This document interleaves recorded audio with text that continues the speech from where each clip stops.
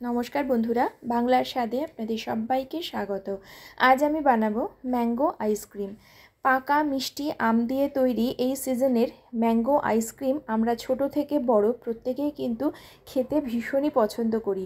আর এটা আজ আমি বানাতে কোনো রকম আর্টিফিশিয়াল কালার বা এসেন্স অথবা হুইপড ক্রিম বা কনডেন্সড মিল্ক কোনোটাই ব্যবহার করিনি, যাতে করে আপনারাও খুব সহজে ঘরে এই আইসক্রিমটা বানিয়ে নিতে পারবেন।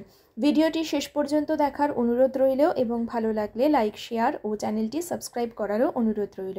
চলুন তাহলে শুরু করা যাক আজকের ভিডিওটি। আইসক্রিম বানাবার জন্য প্রথমেই আইসক্রিমের মিক্সচারটা রেডি করব। সেজন্য একটা মিক্সির জার নিয়ে তার মধ্যে দিয়ে দিচ্ছি 1 কাপ পরিমাণে মিল্ক পাউডার। আপনারা কিন্তু যে কোনো কোম্পানির মিল্ক পাউডারই ব্যবহার করতে পারেন। এখন এর মধ্যে দিয়ে দিচ্ছি 1/2 কাপ পরিমাণে দানা চিনি। চিনিটা অবশ্যই নিজেদের স্বাদ অনুযায়ী ব্যবহার করবেন এবং যে আমটা ব্যবহার করছেন তার মিষ্টত্ব বুঝে চিনির পরিমাণটাকে বাড়িয়ে বা কমিয়ে নিতে পারেন।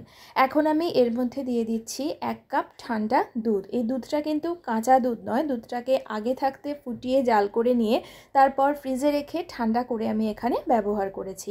আর এখানে আপনারা সমস্ত মাপগুলোই চেষ্টা করবেন কোনো মেজারিং কাপ মেপে নিতে। যদি সেটা সম্ভব না হয় তাহলে যে কোনো ধরনের কাপ বাটি বা গ্লাস মেপে নেবেন, তাহলে কিন্তু মাপটা একদম পারফেক্ট হবে। এবার আমি এই মিশ্রণের মধ্যে দিয়ে দিচ্ছি 2টো মাঝারি সাইজের পাকা মিষ্টি আম। আমটাকে খোসা ছাড়িয়ে ছোট ছোট টুকরো করে কেটে নিয়েছি। আর সবশেষে এর মধ্যে দিয়ে দিচ্ছি 1 কাপ ঠান্ডা ফ্রেশ ক্রিম। ক্রিম যদি না থাকে দুধের মালাইও ব্যবহার করা যেতে পারে।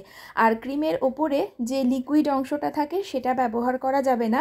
ক্রিমটাকে ফ্রিজে রেখে ভালো মতন ঠান্ডা করে নিলেই দেখবেন ওপরের অংশটা, যেটা লিকুইড পোর্শন, সেটা আলাদা হয়ে যায় এবং একটা ঘন অংশ পাওয়া যায়। সেই ঘন অংশটাই কিন্তু এই আইসক্রিমের জন্য ব্যবহার করতে হবে। আর আমি কিন্তু এখানে কোনো রকম কর্নফ্লাওয়ারও ব্যবহার করছি না। এখন ঢাকনাটা বন্ধ করে এটাকে ব্লেন্ড করে নেব। এখন দেখুন আমি সমস্ত কিছু একসাথে করে ভালোভাবে ব্লেন্ড করে নিয়েছি। দেখতেই পাচ্ছেন খুব সুন্দর একটা ক্রিমি টেক্সচার এর মধ্যে কিন্তু চলে এসেছে এবং এর মধ্যে কোনো রকম চাঙ্কসও তৈরি হয়নি। এবারে একটা এয়ারটাইট কন্টেনারের মধ্যে আমি এই মিশ্রণটাকে ভরে দিচ্ছি। এখন একটা ক্লিং ফিল্ম দিয়ে আমি এটাকে ঢাকা দিয়ে দিচ্ছি। আর এই সময় একটু খেয়াল করুন এই যে ক্লিং ফিল্মটা, সেটা এই যে ওপরের সারফেসটা সেটাতে একটু টাচ করে করে আমি এটাকে বসিয়ে দিচ্ছি। তাতে করে এর ভেতরে কিন্তু কোনো রকম এয়ার থাকবে না এবং তার ফলে কোনো রকম আইস ক্রিস্টালসও তৈরি হবে না। বাকি অংশগুলোকে ফোল্ড করে দিয়ে এখন ঢাকনা দিয়ে ঢেকে এটাকে ফ্রিজে 5 থেকে 6 ঘন্টার জন্য সেট হতে দেব। 5-6 ঘন্টা হয়ে গেছে। এখন কন্টেনারটা আমি ফ্রিজার থেকে বের করে নিয়ে এসেছি। এবার আমি এই যে ক্লিং র্যাপটা সেটা তুলে নিচ্ছি। এখনও কিন্তু আইসক্রিমটা পুরোপুরি সেট হয়নি। এরকম অবস্থাতে এটাকে আরেকবার ভালো করে একটু ঘেঁটে নিয়ে মিক্সির জারের মধ্যে আরও একবার এটাকে দিয়ে দিচ্ছি। দিয়ে এখন এটাকে আরেকবার ব্লেন্ড করে নেব। তাহলে কিন্তু একদম দোকানের মতন একটা ক্রিমি আইসক্রিম ঘরেই তৈরি করে নেওয়া যাবে।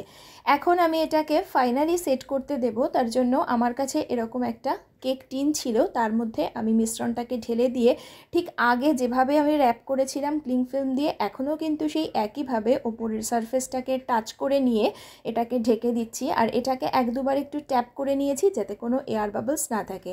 ভালো করে এটাকে র্যাপ করে দিয়ে এখন ফ্রিজে সারা রাতের জন্য সেট হতে দেব। 8-10 ঘন্টা পরে এখন আমি আইসক্রিমটা ফ্রিজ থেকে বার করে নিয়ে এসেছি। এখন আপনাদেরকে একটু দেখাচ্ছি, দেখুন আমাদের কিন্তু আইসক্রিমটা ফাইনালি খুব সুন্দর সেট হয়ে গেছে আর এর ওপরে কোনো আইস ক্রিস্টালস তৈরি হয়নি। আর আইসক্রিমটা যদি অতিরিক্ত হার্ড হয়ে থাকে তাহলে 2-3 মিনিটের জন্য বাইরে রাখবেন। তাতে একটু সফট হয়ে গেলে এটাকে কিন্তু খুব ইজিলি স্কুপ করে নেওয়া যাবে। এখন আমি স্কুপ করে আপনাদেরকে দেখাচ্ছি, দেখুন এটা কিন্তু ভীষণই ক্রিমি তৈরি হয়েছে। মানে দোকানের যে আইসক্রিম আমরা কিনে খাই এটা কিন্তু তার থেকেও সুস্বাদু হয়েছে। ওপর থেকে আমি একটু পেস্তা ছড়িয়ে এটাকে পরিবেশন করছি। তৈরি হয়ে গেল ঘরোয়া কয়েকটি উপকরণ দিয়ে ম্যাঙ্গো আইসক্রিম। রেসিপিটি আপনাদের কেমন লাগলো আমাকে কমেন্ট করে জানাবেন এবং ভিডিওটি শেষ পর্যন্ত দেখার জন্য সকলকে জানাই অসংখ্য ধন্যবাদ।